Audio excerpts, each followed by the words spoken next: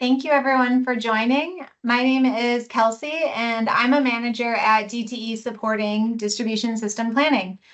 I want to start by thanking you again for joining us. This is the second session in our Powering Michigan series titled Building a Smarter, Stronger Grid. First, a few housekeeping items. Closed captioning of today's presentation is available in multiple languages by clicking on the closed captioning symbol on the upper right-hand side of your screen. And then questions or comments can be submitted anytime during today's event by using the Q&A function that is also on the upper right-hand side of your screen.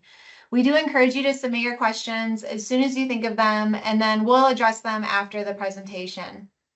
We have several subject matter experts on hand to help answer your questions, but in the event the appropriate expert is not present for a particular topic or question, we'll respond after the presentation via email. And the meeting is being recorded and transcribed, so copies of today's presentation, the recording, transcription, and the responses to the questions will be posted and available at dtecleanenergy.com. With that, let's review today's agenda. DTE Electric regularly engages in two different planning processes: the integrated resource planning process for power generation and the distribution system planning process for delivery of electric service to our customers. It's important for us to connect with our customers and other community stakeholders so we can learn what's important to you as we develop these plans. We've had a high-level overview of our energy systems and those planning processes back on October 1st. And so today is really focused on the distribution system plan, or DSP, as you'll hear me refer to it. And then the next session on November 3rd will be focused on the integrated resource plan. So for today, we plan to provide an overview of DTE Electric and the distribution system, a summary of the DSP purpose and process itself, and then even a preview of some of the DSP content, including a reminder of our 4-point plan to improve reliability, some new enabling technologies, and our approach to determine cost effectiveness of our investments. Again, we're going to answer questions at the end, but reminder to please go ahead and already start asking your questions as you think of them through that Q&A function. Okay, so let me introduce you to some highlights of DTE Electric. The company was founded in 1903 and generates and distributes electricity to 2.3 million customers in Southeast Michigan. DTE Energy, which is the parent company of DTE Electric, has nearly 10,000 employees with approximately half of its workforce represented by labor unions. And now we can transition to a video that shows more about how the energy system works.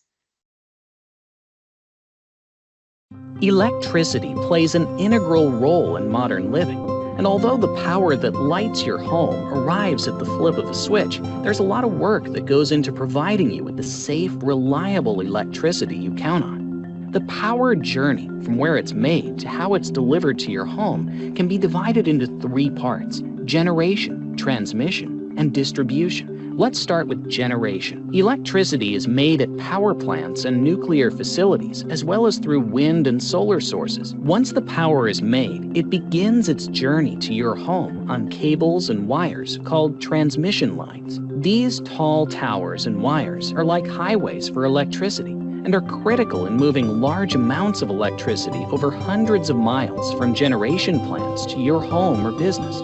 Similar to how you would add gas to your car before a long road trip, we must prepare electricity so it can travel long distances. We do that by increasing or strengthening the electricity's voltage level. Once electricity arrives in your community, it makes a stop at a local substation. Substations are safely fenced-in areas full of wires and large metal electrical equipment located in many communities. This equipment is a lot like the electrical breakers in your home. Just as those breakers route power to different rooms in your house, substations help route electricity to different homes and businesses in your community. They also lower the electricity's voltage to levels that are safe to deliver to homes and businesses. Now that the voltage has been safely adjusted, the electricity travels along smaller poles and wires called distribution lines. These DTE power lines bring electricity directly to your home. Using equipment on a utility pole or in your yard, the power's voltage is lowered one more time to a safe level for homes to use, so you can charge your devices and turn on the lights. This process occurs 24/7 to ensure that our customers can enjoy safe, reliable power. Learn more about how we're working to deliver safe, reliable power at empoweringmichigan.com. Great. So a few more stats for you before we get into the specifics of the DSP. Our distribution system is vast to serve our 2.3 million customers. We have more than 31,000 miles of overhead circuits, and that includes about 28,500 miles of distribution circuits and then 2,500 miles of subtransmission circuits. And we also have 14,500 miles of underground cable. And then throughout our territory, we have 780 substations, more than 1 million poles, and over 450,000 pole or pad-mounted transformers. When we are planning for generation or distribution, our planning is guided by 5 key objectives. Safety is our top priority at DTE. Our objective is to build, operate, and maintain a distribution system in a manner that ensures the safety of the public and of our workforce. Next is reliability and resiliency. We're building the grid of the future that is both reliable and resilient with minimal equipment outages and disruptions to our customers. And affordability is another focal point. We aim to provide cost-effective service to our customers, and we want accessibility for those customers, providing flexible energy options and ensuring timely two-way communication with customers and stakeholders and all our communities. And then last, but certainly not least, DTE is focused on creating a cleaner, healthier environment today and for generations to come, and is committed to achieving a net zero carbon future. Getting into some specifics of the DSP itself, DTE plans for how we serve our customers' existing and future electric distribution needs through the distribution system plan. And that was formerly called the distribution grid plan, so you may have heard that terminology as well. We file the DSP every 3 years with the Michigan Public Service Commission to provide transparency into our detailed 5-year investment plan. And then we also provide an additional look 10 to 15 years into the future. Engaging stakeholders like you, our customers, is a key part of this process and allows interested parties and the commission to fully evaluate our plans for necessary and significant investments. And then going forward, the 5-year investment plan in the DSP must also align with any of our future rate proposals so that there's a direct tie between the DSP and future rate cases. Through an order in July, the Commission has set guidelines for us to follow with the DSP. There's a lot of detail in here that I won't read word for word, and again, this presentation will be available for later viewing, but I will cover this at a high level, and that's that the Commission is expecting us to lay out our objectives and goals, summarize our community outreach efforts, provide an overview of the current state of the distribution system, and then detail our planning efforts for the future. As can be expected, the planning efforts will really be the heart of the report. And I'd like to call out that there's a clear request here for describing our grid modernization efforts, including how we're thinking about incorporating new enabling technologies, as well as a directive to provide increased benefit cost analysis. And we're going to be talking about both of those in more detail later today. And then I'll provide one more slide of context before I pass it over to another colleague. This next iteration of the DSP will actually be the 4th that we've filed since 2018. This all started nearly 10 years ago, back in 2016, when the Commission directed DTE and other utilities in Michigan to develop a 5-year distribution investment and maintenance plan. We have since filed plans in 2018, 2021, and then most recently in 2023, and they really have evolved with each iteration. The current distribution system plan that we filed 2 years ago in 2023 is well underway and has a goal of reducing power outages by 30% and cutting outage duration by half by 2029. And then this next DSP will need to be filed by June 30th of next year. That comes from that same order that the Commission provided back in July. And so with that, I'm going to hand it over to my colleague, Jamie, who will provide more information on our 4-point plan and then other content we're preparing in development of the DSP. Oh, looks like you might be on mute there, Jamie. Thank you, Kelsey. You'd think I'd know how to use technology by now, but still some days it's a struggle. Anyway, thank you very much, Kelsey. Just to introduce myself, my name is Jamie Krasinski. I'm director of DTE's Distribution System Planning Group. And so one of my jobs is to work on this system plan. So there's a 4-point plan that was in the 2023 distribution grid plan, now DSP. And we plan to continue these 4 points into the next plan while adding some additional stuff. But it's important to kind of ground ourselves in these 4 points. And so I'm just going to take them one by one and work through them over the next 4 slides. The first is transitioning to a smart grid. And so our plan here is to fully automate the electric grid by 2029 with smart devices. And the device you see on the screen here in the picture is called a recloser. And it's probably the most important device we're putting out there right now. And what it does is 2 things. It helps crews pinpoint the damage. So if a tree falls on a line or if there's some other equipment issue on a line, it will create a fault on the line. And this recloser will be able to see it. We'll be able to sense where that fault occurred. And so then we can send crews directly to the outage as opposed to having to patrol the entire line looking for the damage. So it saves a lot of time in patrol time. The next thing it allows us to do is when you have multiple reclosers on the line, it allows us to what we call sectionalize or isolate that outage into a much smaller area than previously. Previously, the entire circuit might have been out of power when we had a fault. And now we can isolate it to a much smaller area. Then we know where the outage is and our crews can go straight there and fix it.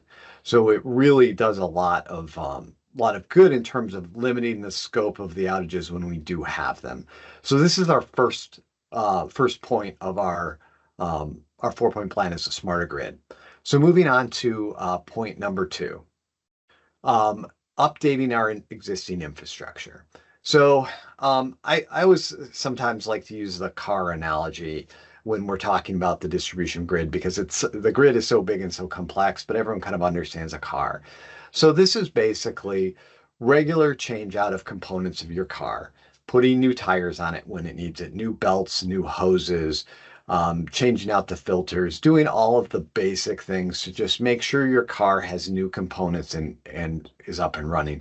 We do the exact same thing with the electric grid, right? And so what we're out there doing is inspecting and upgrading our poles and cross arms and transformers and any other pole top equipment out there.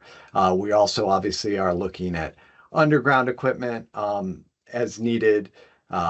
And basically looking at substation equipment, all of our different equipment is kind of covered in this group.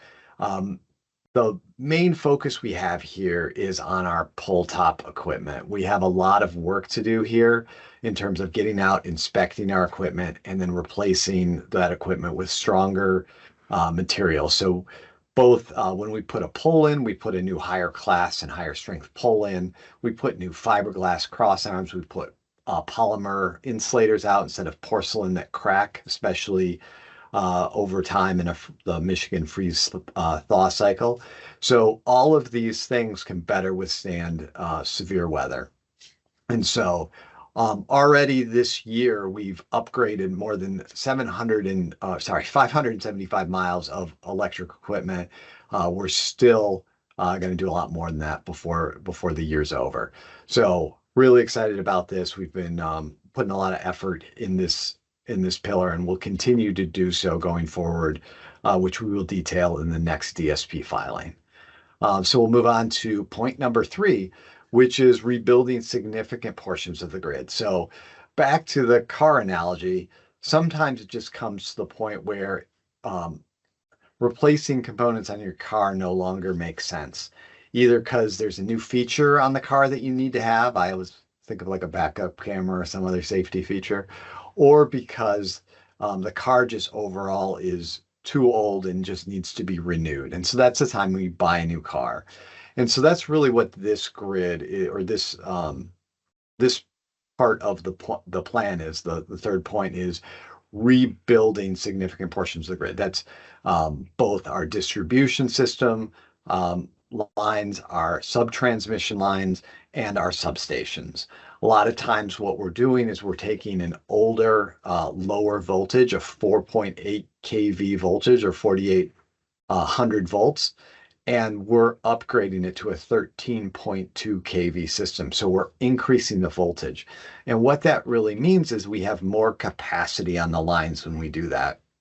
And that extra capacity allows us to incorporate more load on the system in terms of new business, in terms of additional like electric vehicles as they're charging.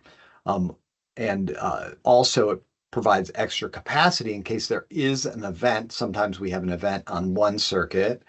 And then what we do is using the reclosers we just talked about, we will put load onto another circuit automatically. And so we can't do that unless there's enough capacity on the circuit. So that's why we sometimes need to upgrade.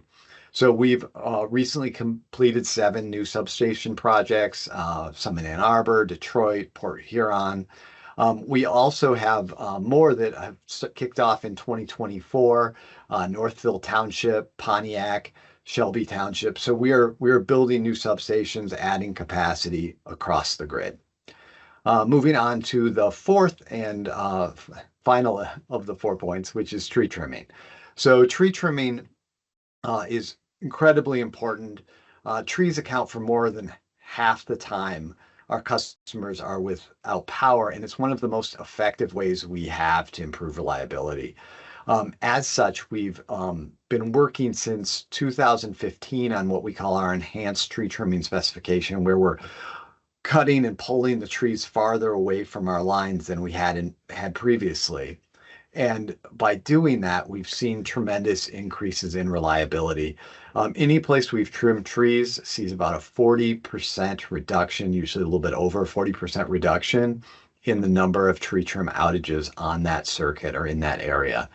And by the end of this year, we've been working at this for a long time, but by the end of this year, we will have trimmed our entire system and have it on a 5-year cycle. So we're really excited about that. It'll be the first time in a long time where we've had all of it done to our new specification. And we're seeing the results of that reliability, those reliability gains. So again, great work here. This is something that we're going to have to come back every 4, 5, 6 years and trim these circuits to make sure that we're maintaining them and keeping these trees away from our poles and wires. So that's kind of what we've had in the past and what we're going to continue into this next DGP. But DSP, sorry, I'm still getting used to the new acronyms, DSP. But the DSP is going to have some new stuff as well. And one of the things we're really looking at the direction of the commission, at the urging of the commission, although we've been looking at these things ourselves as well for a while, is some new technology, right, that can help us be more productive, more efficient, more effective. And the first is kind of this first bucket on the left-hand side, enhanced grid visibility. What does that really mean? It really just means advanced metering, right? And so we're going to look at advanced metering technologies that are going to allow us to see what's going on at the individual residence in a way that we can't right now. And it'll also allow for future integration of solar and batteries at individuals' home into the grid. So that's something we're going to be looking at over the next 5 to 15 years. Last mile communications. This is really just talking about how we're going to let all these devices on our system, our reclosers, our meters, and other devices talk back to our system operations center back in Detroit. So as things are getting more complex on the grid, we're going to need more information coming back to us so we can better control and optimize it, make sure everything's working the way it should. So that's really what last mile communications is about. So it's basically fiber and kind of telecom solutions, like cellular solutions in that bucket. We're going to be looking at asset inspection technology. Really think about drones where we can do a really quick look after a storm and see what's going wrong, or we can do proactive maintenance inspections with these as well. So lastly, asset analytics and condition monitoring. So this is really the idea of putting devices out, like monitoring devices out on very important pieces of equipment, like our substation transformers, very big transformers that transform the power, and monitoring them to make sure they're at the proper temperature, that basically all the functionality on them is looking appropriate. And so this is kind of some of the things we're thinking about, so we can get proactive information to hopefully not wait for assets to fail in place, but to actually replace them proactively if they're showing signs of distress. So all of this technology is really cool. It will be phased in slowly over time. And so again, because it's a 15-year plan, we're kind of looking at these things both for what can we do now and what is going to need to happen into the future here. And all of these things, again, are going to help us have more visibility onto our system, be more productive with inspections and things like that, and just overall improve and make our plan more effective than it even is today. So next slide, please. So how are we going to make sure that we are choosing the right investments for our customers? So this is something, Kelsey mentioned it earlier in the presentation, something the commission has really been asking us to dive into more and more and more over the last few years. And that is benefit cost analysis, or BCA, benefit cost analysis. And this is really an idea of comparing what are the benefits you get from a project versus the costs. And I'm going to actually start from top to bottom. So the first and kind of maybe the easiest to understand is the monetized benefit cost analysis. And that's where you know what the cost of your project is, but then you take as many of the benefits as you can, and you turn them into dollars. So there's a government formula to turn customer outage minutes into dollars. We know proactively if we replace something versus reactively, we know there's a cost savings there. So all of these things are quantified in dollars, and then we look at the ratio of the benefit dollars versus the cost dollars, right? And make sure, and the higher that ratio is, the more beneficial a project is. So we're going to do as much as we can in this monetized benefit cost analysis. I'm going to skip the hybrid for a second. I'll come back to that last. The next is kind of least cost best fit. And so this is a area where you may not be able to quantify all the benefits. Like there are things that we as a utility don't have an easy way to quantify, like safety, like making something safer. How do we quantify that in dollars? We just don't have a good way. Another thing is capacity. How do you quantify adding extra capacity to the grid? It's hugely beneficial, but it's not clear. There's not a clear way to put a dollar value on it. So things where it's very difficult to quantify the actual benefits in a dollar form, we're going to look at a methodology for cost benefit methodology called least cost and best fit. And so we'll look at a number of different alternatives, and we will select the alternative with the least cost and the best fit, meaning it best solves the problems. So again, a lot of alternative analysis in this particular one. And really, again, it'll be good for projects like what we call system loading relief, or areas where where the substation is overloaded and we have to do something, that's where we might do a system loading relief project. Might be adding another substation in the area. It could be adding another transformer to the substation. All of those things, we will be looking at least cost and best fit. And then the bottom one is descriptive justification. So there's for small projects that aren't really worth, it's not really worth the financial resources to do a full BCA on, or projects that are already well underway. So we've already basically spent 50, 60, 70% of the investment and built a large part of it. We will likely just use a descriptive justification. There's probably some other things like what we call operations technology investments, where a descriptive justification may be more appropriate than a monetized BCA. So we'll use those. So let's come back to hybrid. I skipped over that. This is really just an idea of the monetized BCA at the top. We might be able to monetize some of the benefits, but not all of them.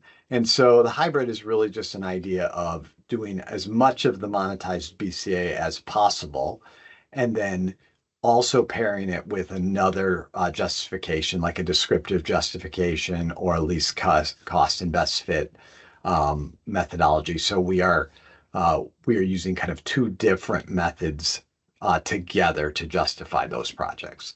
So this is our initial thinking on how we're doing this. We are open to feedback on this. So this is a big thing for us, and it's new, and we're kind of exploring. We've done some BCAs, mostly in the monetized benefit cost analysis with some of our programs, like pole top maintenance and modernization, PTMM, and automation have really been focused on that top bar. But as we're kind of expanding this at the direction of the commission, we're really going to look for input and feedback from our customers and our stakeholders as to what makes the most sense. So this is how we're starting to think about it. I want to just make sure to everyone who's listening in that this is not written in stone, and we are definitely open to feedback as we go forward on this. Next slide. So the planning process is underway. We're already working and thinking about these things, as hopefully you can start to see. We're going to kind of look at all our grid needs, the new technology, customer feedback, and we're going to put that all into our planning process. We'll obviously look at scenario modeling, look at different scenarios, benefit cost analysis I just talked about, and kind of the overall strategy development. And we're going to do that, and so we can deliver on our five-year DSP and deliver on the goals: safe, resilient, and reliable, affordable, accessible, and clean. So with that, I think it is time for questions. If we can flip there, I have a couple kind of thought starter questions here that I'll just read, which is, what problems do you think we should be working to solve with the DSP? What goals and possible solutions should we be considering? And how should DTE balance affordability with reliability? So with that, I will turn this back over to Kelsey, who I think is going to moderate all of the questions we get, which hopefully are a lot. Thank you, Jamie. I am checking the Q&A function here, and I don't see any yet. So I'll give everyone a couple minutes to gather their thoughts and maybe find the right button and press ask. So please go ahead and do that. Maybe in the meantime, Jamie, I'll throw a question your way.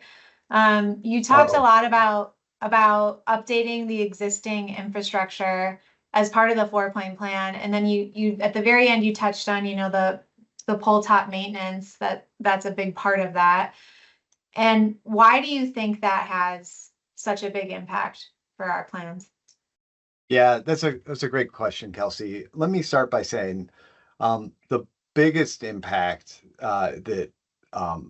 the biggest and first thing we need to do is trim the trees and pull the trees away from the wires. The trees kind of banging into the wires all the time, pushing the wires together, falling on the wires and breaking them. that's our number one cause of customer outage minutes. So pulling those trees back was number one. The good news, and as I talked about a few slides ago, is we're largely done there. Like it doesn't mean that there's not more to go and we can't be better and make that program better. We're working on those things, but we've gotten through that first cycle where we got everything on that 5-year cycle. And so that's really exciting. And to take the next step, we have to really start focusing on our old and outdated equipment. And the PTMM program is the program that gives us the ability to kind of get through the system the fastest at a reasonable and affordable cost for our customers. And so that's us walking the lines, visually looking up and inspecting every pull top to see if it's still in good condition and the equipment up there is in good condition. It means excavating around the base of the pole, and we actually drill into the pole and do a strength test on it so we can identify if poles are weak and are likely to fail in heavy weather. And so that's really what this program is. And so we're going to be able over the next 5 to 10 years to get, just like we did with tree trim, to get down our entire system and inspect it and change out and replace all of this old equipment that's been sitting out in the weather for, frankly, for decades now in some situations. So it's really going to allow us to make our grid safer, most importantly, and more reliable. As also important, but second, safety is always number one for us, but reliability is a close number two. And so that's why I'm really excited about that program. It won't solve 100% of problems, but it solves a lot of reliability problems. And it's one of those things where like we to rebuild our entire grid or large portions of our grid, but that's really time consuming and expensive. And we have to take that slowly at a reasonable pace and do it in the areas where it really dictates by load increases and some other things. So that's why I'm pretty excited about the PTMM program. That's great. Thank you for that added info. All right, I'll give everyone another minute or two.